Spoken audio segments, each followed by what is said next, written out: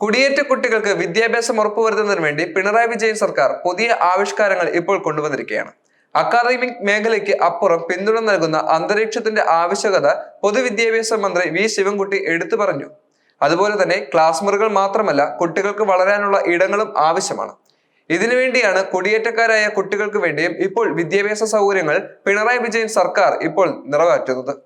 കുടിയേറ്റക്കാരും തദ്ദേശീയരുമായ കുട്ടികൾക്ക് വേണ്ടിയുള്ള കല, കായികം, സാംസ്കാരിക വിനിമയം എന്നിവയുൾപ്പെടെയുള്ള അവധിക്കാല പ്രവർത്തനങ്ങളും ഇതിനോടകം തന്നെ തുടങ്ങിക്കഴിഞ്ഞു. പിണറായി വിജയൻ സർക്കാരിന്റെ വളരെയധികം ക്ഷേമ പ്രവർത്തനങ്ങളിൽ ഒന്നാണ് ഇത്തരത്തിലുള്ള കുടിയേറ്റ കുട്ടികൾക്ക് വേണ്ടിയുള്ള വിദ്യാഭ്യാസ രംഗവും. നമ്മുടെ കുട്ടികളെ പോലെ തന്നെ കുടിയേറ്റക്കാരുടെ കുട്ടികൾക്കും കൃത്യമായ വിദ്യാഭ്യാസം ലഭിക്കണം. കുടിയേറ്റ തൊഴിലാളി രജിസ്ട്രി ആധുനികവൽക്കരിക്കാനുള്ള കേരളത്തിന്റെ ശ്രമങ്ങളുമായി ജ്യോതിയുടെ സംരംഭം യോജിക്കുകയും ചെയ്യുന്നുണ്ട്. 2024 സെപ്റ്റംബറിൽ എല്ലാ അതിഥി തൊഴിലാളികൾക്കും ആധാർ അധിഷ്ഠിത രജിസ്ട്രേഷൻ കാര്യക്ഷമമാക്കുന്നതിന് വേണ്ടിയുള്ള ഒരു സംസ്ഥാന ഏകീകൃത പോർട്ടലും മൊബൈൽ ആപ്പും പ്രഖ്യാപിച്ചിട്ടുണ്ട്. അത്തരത്തിൽ കുടിയേറ്റക്കാർക്ക് വേണ്ടിയുള്ള നിരവധി പദ്ധതികളാണ് ഇപ്പോൾ കേരള സർക്കാർ നടപ്പിലാക്കിക്കൊണ്ടിരിക്കുന്നത്. ഓരോ തൊഴിലാളിക്കും ഒന്നിലധികം വകുപ്പുകളിലേക്ക് വിശദാംശങ്ങൾ ആക്സസ് ചെയ്യാൻ കഴിവുള്ള ഒരു സവിശേഷത ID ലഭിക്കുന്നുണ്ട്. കുട്ടികളെയാണ് പ്രധാനമായും ലക്ഷ്യമിട്ടിരിക്കുന്നത്. കുട്ടികൾക്ക് കൃത്യമായ വിദ്യാഭ്യാസവും അവരുടെ ആരോഗ്യം കണക്കിലെടുക്കുന്നതിന് വേണ്ടി നിരവധി പദ്ധതികൾ ഇപ്പോൾ പിണറായി വിജയൻ സർക്കാർ കൊണ്ടുവരികയും ചെയ്യുന്നു. കുട്ടികളുടെ വിദ്യാഭ്യാസം ഏറ്റവും വളരെയധികം പ്രധാനപ്പെട്ടതായതുകൊണ്ട് തന്നെ കുട്ടികൾക്ക് സുരക്ഷിതവും അതുപോലെ തന്നെ സമ്പൂർണമായ വിദ്യാഭ്യാസം ഉറപ്പുവരുത്തുന്നതിന് വേണ്ടി പിണറായി വിജയൻ സർക്കാരിന്റെ പദ്ധതി ഓരോ നാട്ടിലും അവതരിപ്പിക്കുമെന്നാണ് ഇപ്പോൾ സർക്കാർ അവകാശപ്പെടുന്നത്. എന്നാൽ ഇത് കൃത്യമായി കുട്ടികളിൽ എത്തിയിട്ടുണ്ടോ, അല്ലെങ്കിൽ ഇത്തരത്തിലുള്ള വിവരങ്ങൾ കുടിയേറ്റക്കാർ അറിഞ്ഞിട്ടുണ്ടോ എന്നുള്ളത് സംശയമാണ്. എന്തായാലും ഈ ഒരു സിസ്റ്റം കുട്ടികളിൽ വളരെയധികം ഉപകാരപ്പെടുമെന്നുള്ളത് തീർച്ചയാണ്. കുട്ടികൾക്ക് വിദ്യാഭ്യാസം എത്തിക്കുന്നതിന് വേണ്ടി സർക്കാർ നടത്തുന്ന ഈ പദ്ധതി വളരെയധികം വിജയവും കണ്ടെത്തട്ടെ. അതിനുവേണ്ടി എന്തെല്ലാം ആണ് ചെയ്യേണ്ടത്, അതുപോലെ തന്നെ എന്താണ് യഥാർത്ഥത്തിൽ ഈ പദ്ധതി, അതാണ് നമ്മൾ ഇന്ന് ചർച്ച ചെയ്യുന്നത്. കുടിയേറ്റ തൊഴിലാളികളുടെ കുട്ടികൾക്ക് വിദ്യാഭ്യാസം ഉറപ്പാക്കുന്നതിന് വേണ്ടി കേരള സർക്കാർ ജ്യോതി എന്ന പദ്ധതി കഴിഞ്ഞ കുറച്ച് ദിവസങ്ങളെ ആരംഭിച്ചിരുന്നു. ഇടയ്ക്കിടെയുള്ള സ്ഥലമാറ്റവും പൊതുസേവനങ്ങളിലേക്കുള്ള മോശം പ്രവേശനവും കാരണം ഔപചാരിക വിദ്യാഭ്യാസം നഷ്ടപ്പെടുന്ന വിഭാഗത്തിൽപ്പെട്ടവർ നേരിടുന്ന നിരന്തരമായ വിദ്യാഭ്യാസപരമായ അരികുവൽക്കരണം പരിഹരിക്കുന്നതിന് വേണ്ടിയാണ് ഈ പദ്ധതി ലക്ഷ്യമിട്ടുകൊണ്ടിരിക്കുന്നത്. കേരളത്തിന്റെ തൊഴിൽ ശക്തിയുടെ അവിഭാജ്യ ഘടകം കൂടിയാണ് കുടിയേറ്റ തൊഴിലാളികൾ. പ്രധാന മേഖലകളിലായി 35 ലക്ഷത്തിലധികം പേർ സംഭാവനകൾ നൽകുകയും ചെയ്യുന്നുണ്ട്. ഒരു പ്രധാന സംഖ്യ സംസ്ഥാനത്ത് കുടുംബത്തോടൊപ്പം താമസിക്കുകയും ചെയ്യുന്നു. ഇത് സൗജന്യവും സാർവത്രികവുമായ പൊതുവിദ്യാഭ്യാസത്തിന്റെ പാരമ്പര്യം അവരുടെ കുട്ടികൾക്കും വ്യാപിപ്പിക്കാൻ സർക്കാരിനെ പ്രേരിപ്പിച്ചുകൊണ്ടിരിക്കുകയാണ്.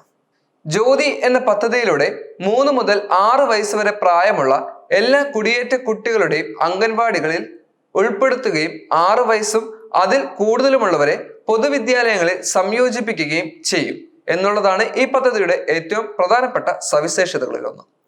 സാമൂഹിക സംയോജനത്തിനും ശാക്തീകരണത്തിനുമായുള്ള വിശാലമായ നീക്കത്തിന്റെ ഭാഗമായി സാംസ്കാരികവും വിദ്യാഭ്യാസപരവുമായ ഉൾപ്പെടുത്തലിനും ഈ പദ്ധതി ഊന്നൽ നൽകി കഴിഞ്ഞു. 2025 ഏപ്രിലിൽ കുടിയേറ്റക്കാരായ കുട്ടികളെ നേരിട്ട് കണ്ടെത്തി അവരുടെ താമസ സ്ഥലങ്ങളിൽ ചേർക്കുന്നതിനായി മെയ് മാസത്തിൽ 1 മാസം നീണ്ടു നിൽക്കുന്ന ഒരു പ്രചരണ പരിപാടി സർക്കാർ പ്രഖ്യാപിക്കുകയും ചെയ്തിരുന്നു.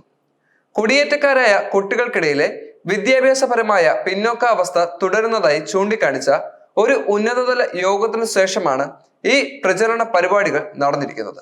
കുട്ടികൾക്ക് വിദ്യാഭ്യാസം ഉറപ്പുവരുത്തുന്നതിന് വേണ്ടി സർക്കാർ പല പദ്ധതികളും ഇപ്പോൾ പ്രഖ്യാപിച്ചിട്ടുണ്ട്. അതുപോലെ തന്നെ കുടിയേറ്റക്കാരുടെ കുട്ടികൾക്കും വിദ്യാഭ്യാസം ആവശ്യം തന്നെയാണ്. കുട്ടികൾ എവിടെയാണോ അവിടെയാണ് ഞങ്ങൾ വിദ്യാഭ്യാസം എത്തിക്കുന്നത്.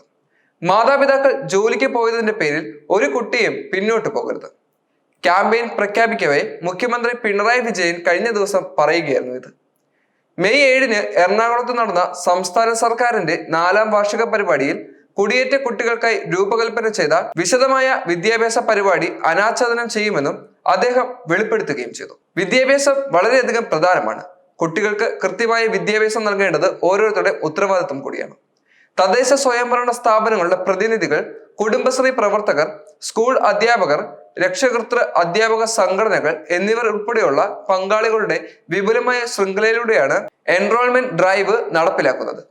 കുടിയേറ്റ കുട്ടികളെ കണ്ടെത്തി പ്രാദേശിക സ്കൂളിൽ പ്രവേശിപ്പിക്കുന്നതിന് ഇവർ ഒരുമിച്ച് പ്രവർത്തിക്കുകയും ചെയ്യും. റോഷ്നി പദ്ധതി, ഇടുക്കി, കണ്ണൂർ എന്നിവിടങ്ങളിലെ സമാനമായ സംരംഭങ്ങൾ തുടങ്ങിയ മുൻകാല ശ്രമങ്ങളെ അടിസ്ഥാനമാക്കി കുടിയേറ്റ കുട്ടികൾക്കായി ഒരു സമഗ്ര വിദ്യാഭ്യാസ പദ്ധതിക്ക് അന്തിമ രൂപം നൽകുന്നതിന് സംസ്ഥാന വിദ്യാഭ്യാസ ഗവേഷണ പരിശീലന കൗൺസിലിനെ ചുമതലപ്പെടുത്തിയിട്ടുമുണ്ട്. സീസണൽ കുടിയേറ്റം ഉണ്ടായിരുന്നിട്ടും പഠനത്തിൽ തുടർച്ച നിലനിർത്താൻ സഹായിക്കുന്നതിന്, കുട്ടികളുടെ സ്ഥലങ്ങൾ ട്രാക്ക് ചെയ്യുന്നതിനും തടസ്സമില്ലാത്ത സ്കൂൾ വിദ്യാഭ്യാസം നടപ്പാക്കുന്നതിനുമായി ഒരു പ്രാദേശിക രജിസ്ട്രേഷൻ സംവിധാനം അവതരിപ്പിക്കാൻ സർക്കാർ പദ്ധതിയിടുകയും ചെയ്യുന്നുണ്ട്.